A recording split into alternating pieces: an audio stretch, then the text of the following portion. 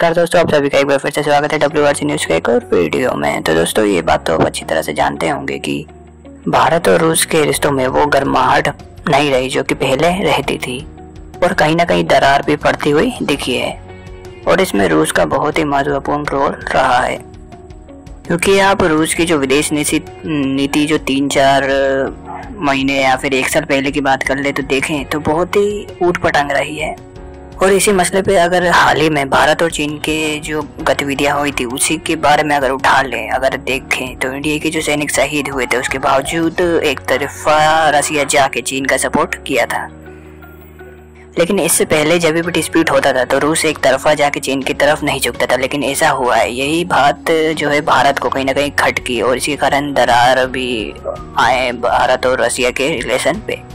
लेकिन इसके बाद भी जो रसिया ने इंडिया विरोधी काम किए वो असहनीय थे भारत के लिए, क्योंकि इसमें क्या किया था कि पाकिस्तान जाके रसिया के जो विदेश मंत्री सरगेव जी वो जाके ये बोलते हैं कि हम आपको हथियार देंगे, एडवांस हथियार देंगे। क्योंकि ये बात सोचने वाली बात है कि भारत को ये बात हजम होगी, तो मैं कहूँगा बिल्कुल भी नहीं।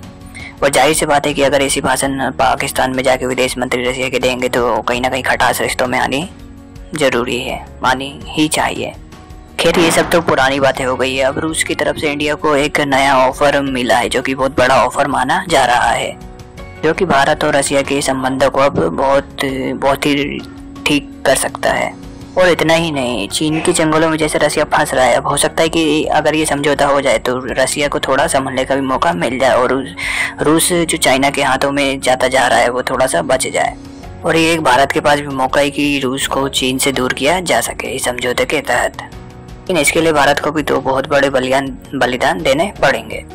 अभी के बारे में हम बात करेंगे, तो चलिए वीडियो शुरू कर लेते हैं। दोस्तों, उससे पहले मैं कहना चाहता हूँ कि जिसने चैनल को सब्सक्राइब नहीं किया वो चैनल को सब्सक्राइब कर लेता है ताकि आने वाली वीडियो के बारे में आपको नोटिफिकेशन मिल जाए। तो चलिए वीडियो शुरू करते हैं। दोस्तों, आने वाली जो 20 जुलाई है उस तारीख को रसिया में बहुत ही बड़ा एक फेस्टिवल होने जा रहा है, एयर शो होने जा रहा है, जिसमें कि बस 4 ही देशों को इन्वाइट किया गया है।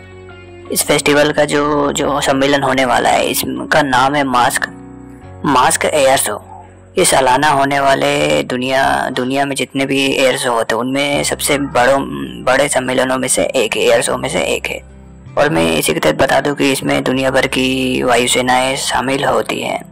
लेकिन इस बार इसी मास्क एयर शो में बताया जा रहा है कि रूस इसमें एक अपना सिंगल इंजन वाला बहुत ही एडवांस लीथल टेक्नोलॉजी वाला अपना फाइटर एयरक्राफ्ट पेश करने जा रहा है पूरी दुनिया के सामने। और ये एक सिंगल इंजन स्टेल्थ लड़ाकू विमान होगा। लेकिन अच्छी बात यह है, और जो एक तरह से चीन को भी ये झटका देने वाली बात यह है कि इसमें 4 देशों को सिर्फ बुलाया गया है और उस 4 देशों में चीन है ही नहीं। और उन 4 देशों को भी इनवाइट किया गया है और उनके पायलटों को भी इनवाइट किया गया है ताकि वो देख सके कि ये सिंगल इंजन का फाइटर जेट कितना एडवांस है और कैसा है। इन 4 देशों में है भारत, अर्जेंटीना, UAE और वियतनाम। और इसमें न चीन को न तुर्की को, दोनों को इनवाइट नहीं किया गया है। और इसने साफ संदेश दे दिया है कि ये कहीं ना कहीं चीन और जो तुर्की है वो भरोसेमंद के लायक नहीं है और रसिया इन पे भरोसा नहीं करता, क्योंकि चीन का तो पता ही है कि जो टेक्नोलॉजी देख लेता है उसकी कॉपी वो बना लेता है। और रसिया नहीं चाहता कि ये जो नया जो एयरक्राफ्ट है उसकी कोई कॉपी चीन बनाए। वहीं बाकी अगर 4 देशों की बात करें, भारत, अर्जेंटीना, वियतनाम और UAE, तो ये भरोसेमंद के लायक देश हैं, क्योंकि इन्होंने अभी तक किसी दूसरे देश की कॉपी करके कोई एयरक्राफ्ट, कोई मिसाइल नहीं बनाई। इन्होंने जो बनाया वो खुद से बनाया।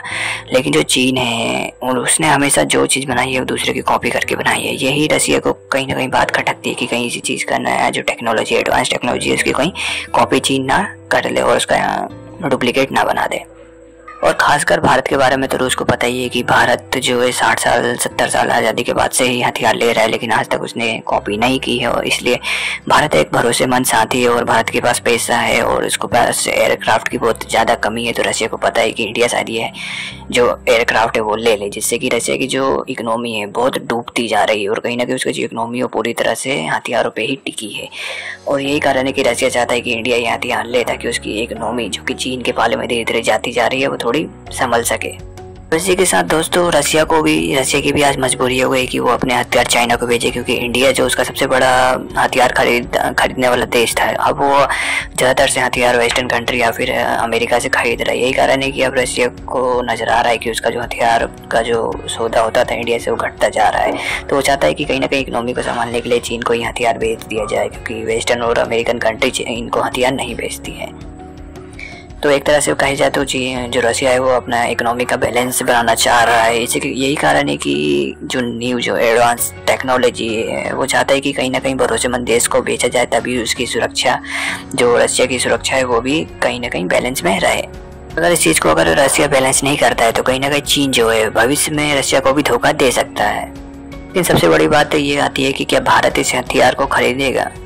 तो इस पे सबसे पहले बारे में बात करते हैं कि क्या इससे भारत को फ़ायदा क्या होगा। तो सबसे बड़ा फ़ायदा ये होगा कि दोस्तों जो रशिया चीन की तरफ जा रहा था वो थोड़ा इंडिया की तरफ भी आ जाएगा, जिससे कि बैलेंस फिर से जो पहले था वो स्थापित हो जाएगा। और इसी के साथ दोस्तों दूसरा सबसे बड़ा फ़ायदा ये हो जाएगा कि इंडियन जो बेड़ा है, वायुसेना का बेड़ा, उसमें एक भी स्टेल्थ विमान नहीं है। हाल ही में राफेल शामिल किया गया लेकिन वो भी स्टेल्थ नहीं है। लेकिन जो रशिया अभी लॉन्च करने जा रहा है उसको माना जा रहा है कि वो खबरों के मुताबिक कि वो स्टेल्थ विमान है। तो ये भी एक कारण हो सकता है कि इंडिया ये विमान खरीदे। इसके बाद अगर बात करें कि नुकसान क्या होगा, तो सबसे बड़ा नुकसान ये हो सकता है कि अगर ये हम सौदा कर लेते हैं तो रशिया का कहीं ना कहीं प्रतिबंध हम पे लग सकता है। हम कहीं ना कहीं S-400 से तो बच गए, क्योंकि अमेरिका का भी कहीं ना कहीं हित जुड़ा हुआ था। लेकिन जो अब अगर अपन करते हैं सौदा तो कहीं ना कहीं अमेरिका इससे नाराज हो सकता है और प्रतिबंध इंडिया पे लगा सकता है। और जो दूसरा सबसे बड़ा नुकसान हो सकता है वो कि कहीं ना कहीं रशिया जो अमेरिका है नाराज हो कि वो अपने हथियार इंडिया को देना बंद कर सकता है। और उसी के साथ तीसरा ये हो सकता है कि जो क्वाड देश है बड़े मुश्किल से साथ आए, लेकिन अगर रशिया के साथ हम ये डील करते हैं तो कहीं ना कहीं खटास पड़ सकती है। इसी के साथ दोस्तों जो सबसे बड़ा जो नुकसान हो सकता है इंडिया के लिए वो खुद ही का हो सकता है। वो ये है कि जो इंडिया खुद अपना स्टेल्थ विमान बना रहा है 5th जनरेशन का M का, अगर हम दूसरे से खरीदते हैं तो कहीं ना कहीं हमें ही नुकसान हो सकता है। जो हम पैसा खुद के लड़ाकू विमान बनाने पर लगा सकते हैं तो वो दूसरे से खरीदने से क्यों लगाए। तो ये भी हो सकता है एक कारण, क्योंकि वैसे इंडिया की जो GDP है उतनी बड़ी नहीं है कि अगर दूसरे से खरीदा जाए फिर अपना भी खुद बनाए। क्योंकि इंडिया की जो रक्षा बजट है वही करीबन 5 लाख करोड़ के आसपास बैठता है, जो कि ज़्यादातर सैलरी में और दूसरे विमान या फिर हथियार विदेशों से मंगवाने में पैसे ज़्यादातर से ख़त्म हो जाते हैं। तो अगर दूसरे से हम हथियार मंगाएं, एयरक्राफ्ट मंगाएं खरीद के, उससे अच्छा ये है कि अपन खुद का बनाएं। इसी के साथ दोस्तों आपको सबसे बड़ी बात बता दूं कि जो इंडिया का जो लड़ाकू विमान है तेजस, वो करीबन 30-40 साल में बन के तैयार हुआ। और वो बन के इतना लेट क्यों तैयार हुआ, तो सबसे बड़ा उसका कारण है सुखोई। दरअसल इंडिया ने पहले 2000 के दशक में इसकी डील कर ली। इससे क्या हुआ कि हमारा जो पैसा खुद के मिशन में लगाना चाहिए था वो हमने दूसरे देश से खरीदने में लगा दिया। जबकि अगर हम खुद के विमान में लगाते तो हो सकता था कि तेजस जो है वो 10-15 साल पहले बन के तैयार हो जाता। दूसरा सबसे बड़ा कारण ये भी है कि तेजस पे हमने उतना ध्यान नहीं दिया, हमें उतनी ज़रूरत नहीं पड़ी। लेकिन आज जो हालात हैं उससे आप समझ सकते हैं कि हमें कितनी ज़रूरत है अपने स्वदेशी विमान की।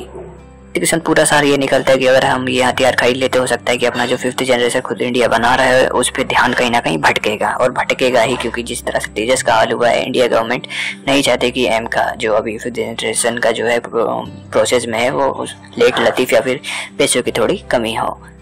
तो इसी कारण मुझे नहीं लगता कि इंडियन गवर्नमेंट इसका अप्रूव करेगी। और ये भी है कि अगर ये प्रोसेस जो विमान है, एयरक्राफ्ट है, वो इंडियन गवर्नमेंट अगर कर लेती है, क्लियर कर लेती है, सौदा पक्का हो जाता है, तो हो सकता है कि जो इंडियन गवर्नमेंट का जो मिशन है आत्मनिर्भर भारत, वो हो सकता है उसके लिए बहुत बड़ा झटका मिले। तो ये फ़ायदा है और नुकसान है। तो आप कमेंट करके मुझे ज़रूर बताएं कि क्या इंडिया को करना चाहिए, क्या सौदा कर लेना चाहिए या फिर छोड़ देना चाहिए। और इस वीडियो में बस इतना ही। मिलते हैं अगली वीडियो में, तब तक के लिए धन्यवाद। मिलते हैं अगली वीडियो में, बाय बाय। और उसी के साथ दोस्तों जिस चैनल को सब्सक्राइब नहीं किया वो चैनल को सब्सक्राइब कर लें।